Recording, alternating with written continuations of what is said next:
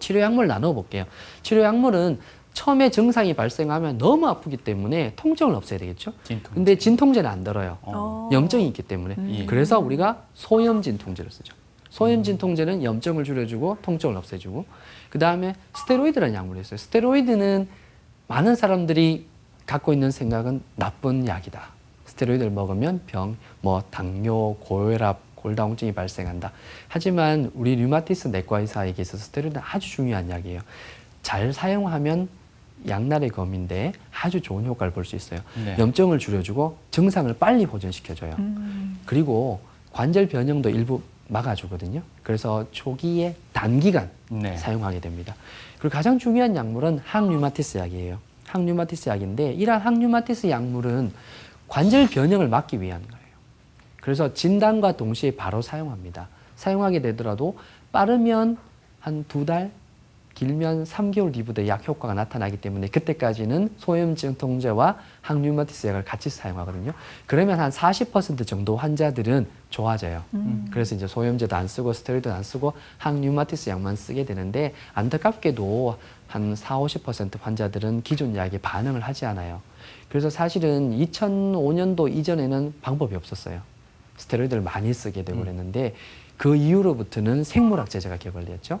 생물학 제제는 난치성 류마티스 관절염에 아주 우수한 효과를 나타낸 약이고, 이러한 약물은 전 세계 유수한 기업들이 만들지만 우리 대한민국 회사들이 세계에서 1, 2위를 다투고 있다. 그래서 우리 대학병원에 찾아오시면 여러 교수님들이 좋은 약을 많이 알려주실 거예요. 이런 약물은 우리가 왜 생물학 제제라고 부르냐면 생명체를 통해서 만들어요.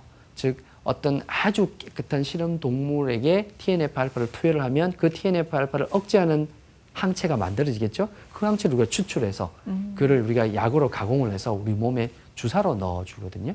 그래서 이제 효과도 빠르고 안전하고 이런 약입니다. 류마티스 관절염 약을 처방하고 또 복용함에 있어서 다른 약제와 혼용하면 안 되는 약제들이 있을까요? 또 그중에는 코로나 백신도 하나 예가 될 수 있을 것도 같고요. 네, 일단은 우리가 이제 복용하고 있는 류마티스 약이 다른 약과 복용하면 되지 않는다는 몇 가지가 있는데, 예. 그는 전문의들과 상의하면 다 할 수 있고, 만약에 내가 이제 당뇨나 고혈압 이런 약을 드시고 있잖아요. 대부분은 금기는 없어요. 하지만 병원에 내원하실 때 내가 복용하고 있는 약의 처방전이라든지 약을 가지고 오시면 충분히 상의할 수 있습니다. 네. 최근에 가장 많이 문제되는 게 우리 류마티스 관절염 치료받고 있는 분이 코로나에 걸렸을 때겠죠. 코로나에 걸렸다고 해서 약을 당장 끊을 필요는 없고요. 우리가 주치의 선생님과 상의하면 돼요. 생물학 제제 같은 경우는 일정 기간 좀 중지하고 다시 사용하면 되거든요. 그래서 코로나 걸렸을 때는 당황하지 마시고 이제 병원으로 문의를 하시면 다 알려드릴 거고요.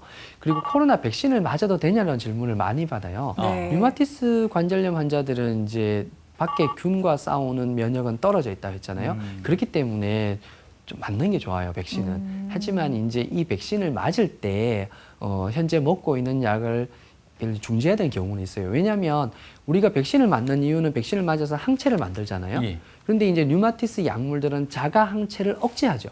그러다 보니까 항체가 만들어지는 걸 방해할 수 있어요. 그렇기 때문에 백신을 맞기 전에 상의하시고 합니다.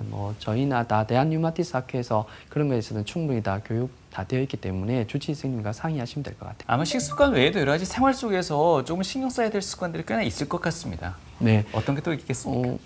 류마티스 관절염의 치료 원칙을 다시 살펴볼게요. 먼저 균형 잡힌 식사 잘 먹어야 돼요. 굶으면 안 돼요. 잘 먹어야 되고 생선을 좀 많이 드시라고 제가 권해드려요. 네. 이게 이제 오메가3 불포화 지방산이죠. 오메가3는 확실히 밝혀져 있기 때문에 우리가 염증도 줄여주고 혈관도 건강하게 해주니까 드시는 게 좋고요. 그 다음에 칼슘, 비타민 D는 골다공증도 예방하고, 특히 비타민 D는 우리 몸의 근육을 튼튼하게 만들어주고 그리고 자가 면역 반응을 억제시켜줘요. 그렇기 때문에 비타민 D는 충분히 섭취하는 게 좋고, 그리고 금연을 꼭 하셔야겠죠. 그리고 술은 크게 해가 되나요? 묻는데 당장 해가 되진 않지만 장복하게 되면 우리가 간에 좀 건강에 문제가 되죠. 네. 우리가 복용하는 약물들은 간에서 대사가 이루어지기 때문에 간 기능을 떨어뜨릴 수 있기 때문에 금주해야 되고, 그리고 이제 관절을 보호하기 위해서는 근육을 튼튼해야 되는데 좀 많이 걷거나 이럴 경우에는 관절 보호대 같은 걸 착용하는 것도 도움이 될 수 있습니다. 그리고 규칙적으로 관절 운동하셔야겠죠. 아침에 일어나시면 스트레칭 하시고 우리가 어릴 적에 했던 국민체조 아주 좋은 것 같아요. 네. 그런 운동을 꾸준히 하시는 게 근력 향상에 도움되고요. 그리고 저희가 이제 보통 뭐 1개월에서 3개월 정도 간격으로 환자를 만나게 되는데요. 꾸준히 진료를 받는 게 좋을 것 같아요. 그리고 관절염 예방에 좋은 운동도 질문을 많이 받는데 가장 좋은 운동은 걷기, 그리고 수영, 자전거 타기죠.